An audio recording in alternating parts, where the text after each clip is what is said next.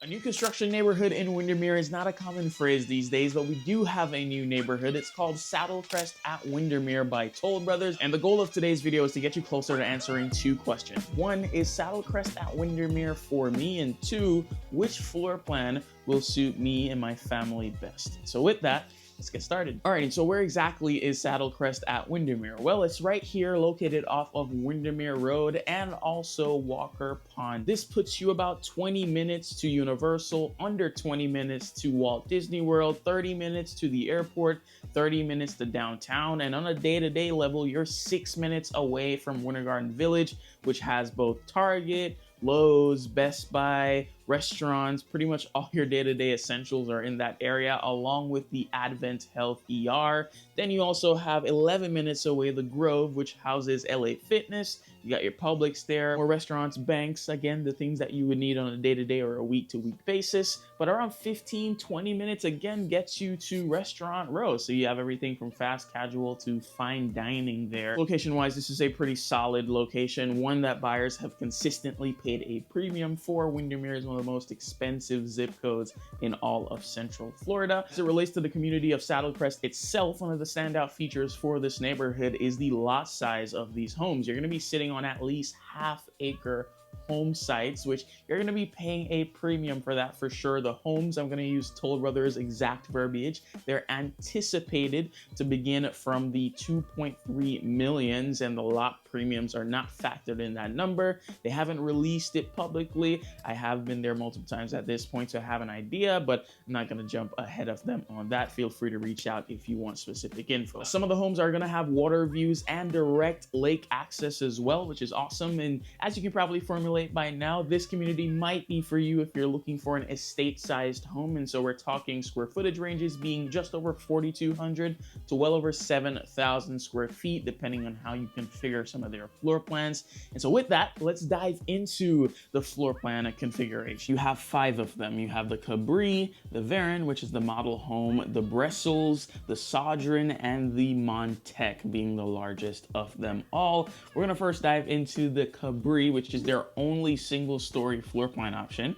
And so if you are looking for single story and you want to be here, this is it for you. So let's dive into the pros and cons of this one in my opinion. So as you can see with the Cabri, as soon as you go in, you're in your foyer area. You do have eye shot to your covered lanai, which is 33 by 10 standard. You can extend it out to 52 feet by 10, which is insane. It's really large lanai. Possibilities are great there.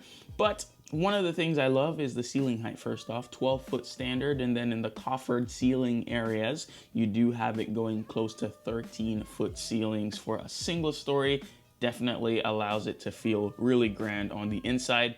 I would say some of the highlights of this floor plan: primary bedroom suite, you got your dual walk-in closets. It's tucked to the right side of the home, and in a way that was thoughtful, so you only go this way, as you can see, if you want to go to the primary bed. It's not a hallway that connects to the bedroom 2 or to any other bedroom. So if you're going to this side of the house, you're going to bed. The other thing would be the option over on the left side to do a multi-gen suite addition. So let's say you're okay with a 2-car garage on the right side, but you wanted to have a multi-gen suite. Well, you can convert that 1 car to the living space for the multi-gen suite. And that also changes the Jack and Jill bathroom setup between bedroom 4 and 5 to a single bathroom setup for each. So each will have their own bathrooms, great for kids or maybe an older in-law. But let's say you really needed that 1-car garage space, you still have the option to extend that 2-car over on that side to a 3-car. So you'd still retain the 3-car, but maybe you wanted a 4-car, which is the original name for this option, at least by Toll Brothers. You can do the multi-gen suite edition, where you still get the 2 separate bathrooms for bedroom 4 and 5. You still get the multi-gen living space for that secondary bedroom, and you still retain the 1-car garage. Really, the only thing I could see as a negative, and it's not even really a negative, it's more so polarizing, either you love it or you hate it, is the living space, because it's not formal. It's more going in line with the open concept feel. The casual dining and the great room is lumped together. Enormous space, a lot of space here to do a lot. But if you are one that prefers a more formal setting where you have a separate dining area or a separate dining room and then your living area, this doesn't have that for you. But all things considered, I think for a single story floor plan, it does what it needs to do. Now we're on to the Varant, the model home for this community. Even before stepping inside the Varant, you kind of get an idea of how grand this house is going to be. Going on the porch, it's a 20'4" ceiling there, so you feel tiny even just opening the door. And as you go in, one of the standout features of this floor plan are those dual staircases. You go from your 2-story porch to your 2-story foyer, so it still feels just as grand going in as being in. One of the things I like about this floor plan is how the dual staircases sort of frame where you go and what you pay attention to, because you're looking at it, then you're looking straight. You're not necessarily looking off to the office that's just off to the left, or the laundry room that's just off to the right, depending on if your home is flipped or not. Continuing from there, you again step into another 2-story space, your great room, your living area, and then it gets compressed or more intimate as you go into the kitchen, and then you have a spot carved out for casual dining. It's still open, so it's not as formal, which again, if you really are looking for a separate dining space, there are other floor plans that might be better for you here, but it still at least makes it more definitive as to where things may go. You got your casual dining space off of the kitchen, and then you have your great living room in the middle of the home. Other things to note about the Varant, this one might again be polarizing. You love it or you hate it, but the primary bedroom suite is on the first floor. One of the things I love though is kind of like the Cabri, you only go this way if you're going to the primary bedroom suite, but unlike the Cabri, there is no bedroom behind your shower or bathroom. You just have the laundry space here, so there's no other person living on this part of the house, which is awesome. You have a bedroom suite on the first floor, so it has its own bathroom enclosed, which is awesome if you have somebody staying for a while. You do have the office on the first floor, which is great. And then going up to the second story, you start to utilize the benefits of a 2-story floor plan where you do have a loft. One of the personalization options presented here is you can add a bonus room to the loft, and so you can extend that experience, or you could do a bonus room with an office or a media room with an office. So if both of you guys work from home in some capacity, one can have their office downstairs, one can have it upstairs, and no issues. You have both your separate spaces, and you can extend the loft space to be a media room and a bonus room beyond what's already here. You also have all the other secondary bedrooms having their own bathrooms. I think that's perfect for pretty much most families. If you want them to have their own space, you still have your half bath for your guests downstairs. That on top of 4-car garages and the options with the outdoor living personalization option, and very popular floor plan. Easy to see why it does check a lot of boxes for people looking for this size and the utilization of it. So now we're on to the Brussels floor plan, arguably my favorite one next to the Varant. Starting from the outside, you have the elongated porch. So if you're that type to not maybe sit out on the lanai, but sit out on the porch in the morning type of guy or gal, you do have that option there with this floor plan, which I think is pretty cool. Going in, you're stepping into a 2-story space. It's going to be pretty common moving forward with all the other floor plans. You go into the living area, that is a 2-story space as well, but then you have a separate great room, which is where your kitchen is connected to. One of the standout features about the Brussels to me is its blend between formality and open concept. And so you do have your 2-story living room, then it gets more intimate into the great room where it goes down to a 12-foot ceiling height, which is still pretty grand, pretty large. And then you have a dedicated dining room, which is something we haven't seen up until this point. So if you are looking for a decent blend of formality in your floor plan, but you still want it to feel open, not as restricted as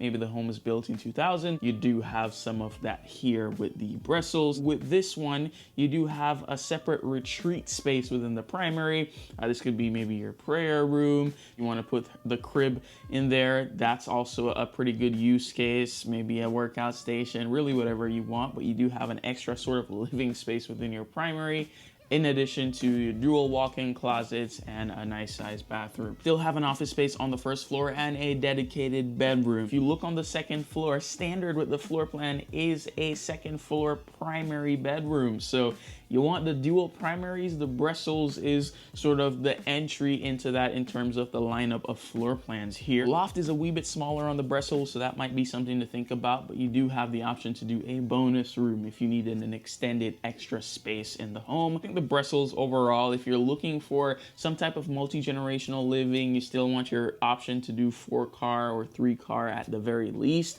You want your office space, you want some sort of formality, but not too much formality. I think it more about encompasses all of that, which is pretty amazing for one floor plan. Now we're moving on to the Soldin. Now we're going over 6,000 square feet in size. So as soon as you go in from your 2-story porch, you go into your 2-story foyer. Off to the right is a dining room space carved out for you. One of the things I will say in comparison to the Brussels, because the Brussels is closest in square footage to this one, is this does the formal and open concept, but leans more open concept than it does formal. You still have your formal retained spaces, but I think for somebody that maybe really wants it to be majorly a open concept type feel, but you still want to have like a dedicated dining space and things like that, I think the Soldin works really well for that reason. The 2-story great room and casual dining kind of reminds me of the setup of the Cabri, the first floor plan that we reviewed here, the single-story one. I'll flash a video of the 3D here of the Cabri, and then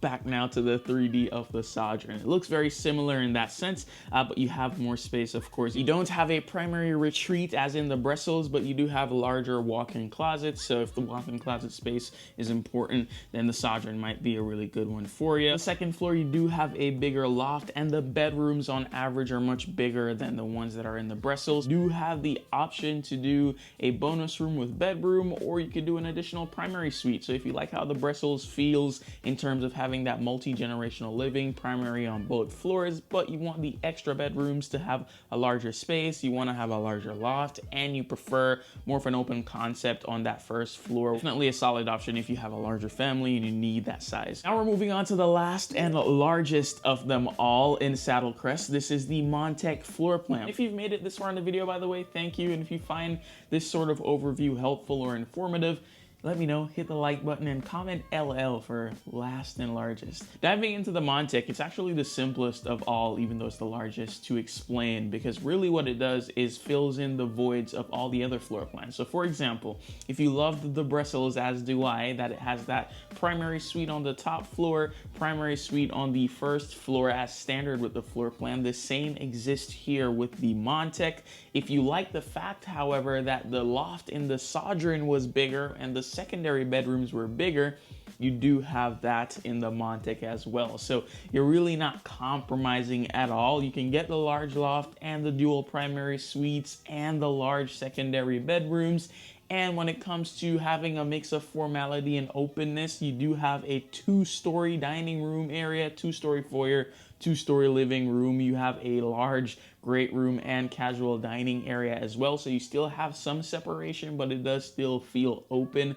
So you get the blend of everything. You get the primary suite like in the Brussels that has that primary retreat that the Soldin does not have. You'll also get that 2-story covered lanai with the possibility to do the outdoor living room addition, just like some of the other floor plans offered that as well. The Montek as a whole really solidifies the highlights of the other floor plans, and then also makes up for the pain points of them as well. And so if you're feeling like one is missing something else, usually the Montek compensates for that with its added size, and it's truly the floor plan for those who are looking to have their cake and eat it.